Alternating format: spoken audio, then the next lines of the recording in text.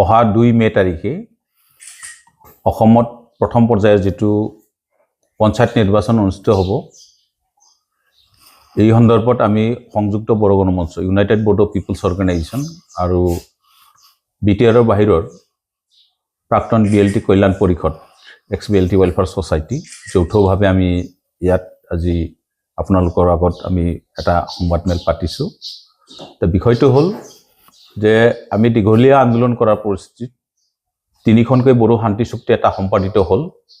আৰু যেহেতু শেহতীয়াভাৱে তৃতীয় বড়ো শান্তি চুক্তি সম্পাদন হ'ল সেই চুক্তিৰ আধাৰত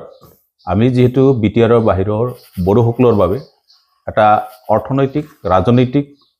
আৰু সামাজিকভাৱে সুৰক্ষিত হ'বৰ কাৰণে আমাক যেহেতু বড়ো কছাৰী কল্যাণ সাহিত্য প্ৰদান কৰিলে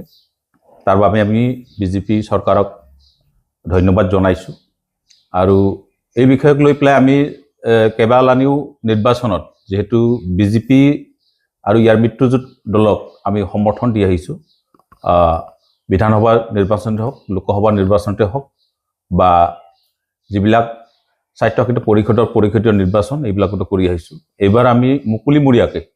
পূৰ্ণ সমৰ্থন দিছো বিজেপি আৰু ইয়াৰ মিত্ৰজোঁট দলক এইবাৰ পঞ্চায়ত নিৰ্বাচনত প্ৰতিটো জিলাত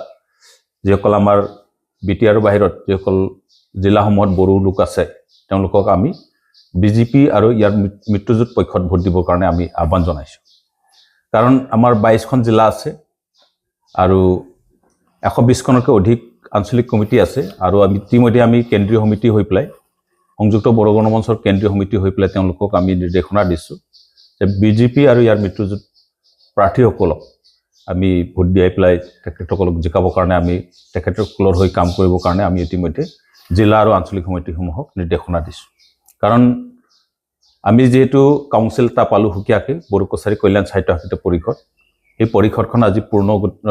পূৰ্ণাংগ হোৱাৰ এটা প্ৰস্তুতি চৰকাৰে গুৰুত্ব সহকাৰে লৈছে ইয়াৰ গাঁও চিনাক্তকৰণ ইয়াৰ সমষ্টি নিৰ্ধাৰণ আৰু ইয়াক অহা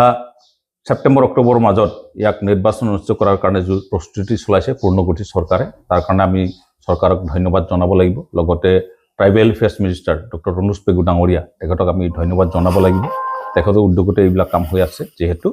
আৰু বিশেষকৈ এতিয়া 1003খন গাঁও ইতিমধ্যে নিষ্পত্তি হৈছে নিষ্পত্তি তাৰমানে কোনো আপত্তি নোহোৱা এটা নিষ্পত্তি হৈছে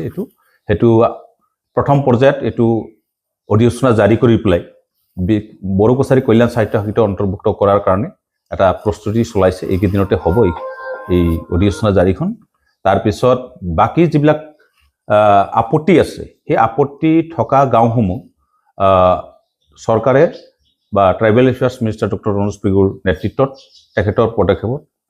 উদ্যোগত বিভিন্ন জেগাত থকা যিবিলাক আপত্তি থকা গাঁওসমূহ নিষ্পত্তি কৰি পেলাই বড়ো কছাৰী কল্যাণ সাহিত্য পৰিষদত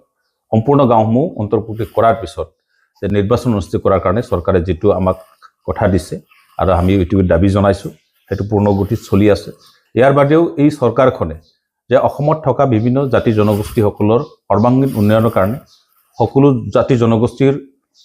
স্বাভিমান ৰক্ষাৰ কাৰণে এই চৰকাৰে যেহেতু কাম কৰি আহিছে উন্নয়নৰ কাম কৰি আহিছে আৰু খিলঞ্জীয়া